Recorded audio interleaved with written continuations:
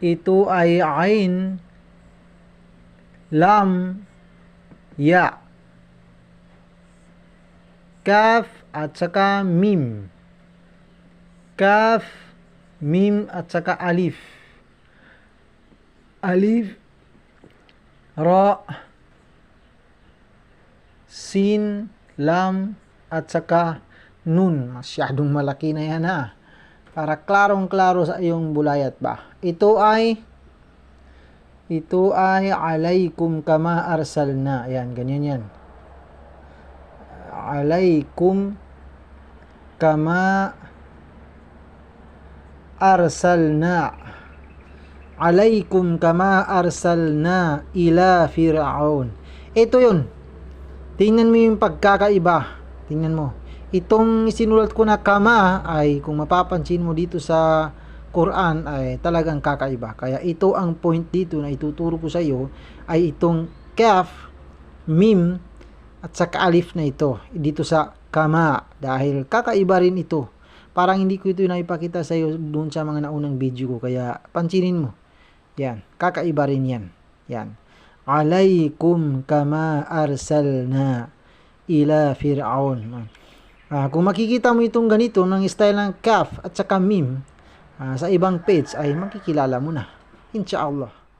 Sinabi ko sa mga naunang part ng video ko na lahat ng basta ang alif at saka lam na magkasama ay automatic basahin natin ang al kapag walang bawel. Tapos sinabi ko kagaya ng mga al-qiyamah, al-mu'minin, al-mu'minun, an-nisa.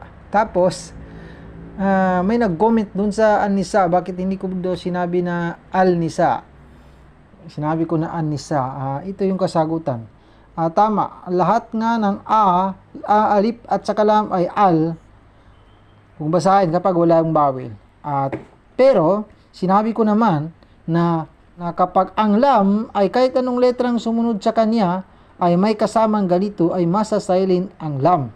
Kaya naging silent ang lam dito sa an-nisa na ito. Yan. Yan. Nasa silent ang lam dito, kaya an-nisa. Dahil sa letrang sumunod sa kanya ay may ganyan. Pero alam natin na ang original pa rin ng ito ay al pa rin yan. Kasi ang ibig sabihin ng al kung sa inibisa ay da. Ganun. An-nisa. Ang kababaihan. Ang kababaihan. The women ata yun. Ganun siguro. The women. Yung English niya. Gagaya ng Ar-Rahman. The gracious. Ar-Rahim. Ito. Kung dito lang tayo magsimula ay Ar-Rahman. The gracious. Ito yung da. Itong alif at saka lam na yan. Yan yung meaning ng da ay alif at saka lam. Ar-Rahim. The merciful. Ganun yun. Basta yun ang sagot doon. Dahil ang letrang sumunod sa lam ay may ganyan. 14 ka letra yan. Hindi na kailangan i-memorize mo yan kasi kapag nakita mo talaga na may ganyan, ay automatic na yan na i-silent mo ang lam. At eto pala, parang hindi ko ito nasabi sa mga naunang part ng video ko. Maaaring magtataka ka dito kasi nagkasunod ng may mga alif. Basta makikita mo ito kahit saan sa page, na kapag makita mo yung ganito na walang bawil ang mga alif na yan, hanggang dito sa lam, pati sukun ay wala, iwan mo na yan. Diretso ka na lang mula dito sa alif, diretso ka dito kung saan ang may bawil. Kaya dito sa nun. Kaya ito ay wa idhan nujumun kadarat. Yan. Ito, iwan mo rin yan. Ito, iwan mo rin yan.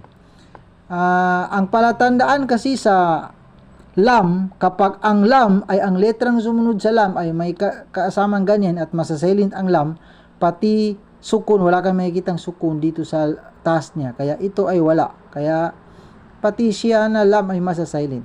Tingnan mo, hanap tayo dito sa may sukun. Tingnan mo dito.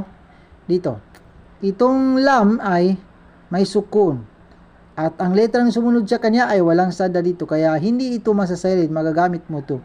Ang silent lang dito ay iwan mo lang dito itong alif na dalawa. Kaya ito ay wa'idhal.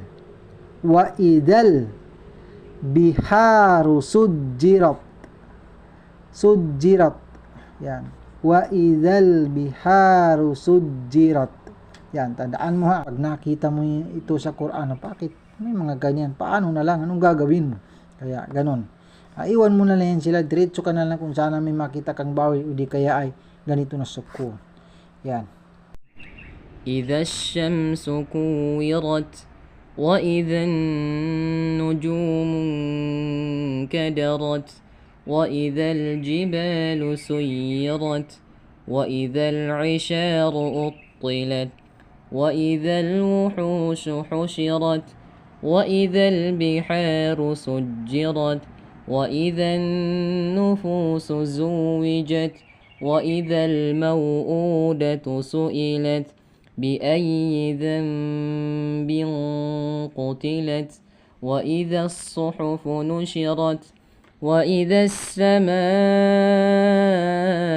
كشطت وإذا الجحيم سعرت وإذا الجنة أزلفت علمت نفس ما أحضرت فلا أقسم بالخنس الجوار الكنس والليل إذا عسعس والصبح إذا تنفس إنه لقول رسول كريم ذي قوة عند ذي العرش مكين مطاع ثم أمين وما صاحبكم بمجنون ولقد رآه بالأفق المبين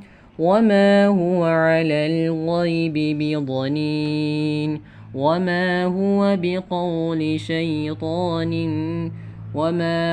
بقول شيطان رجيم فأين تذهبون إن هو إلا ذكر للعالمين لمن شاء منكم أن يستقيم وما تشاءون إلا أن يشاء الله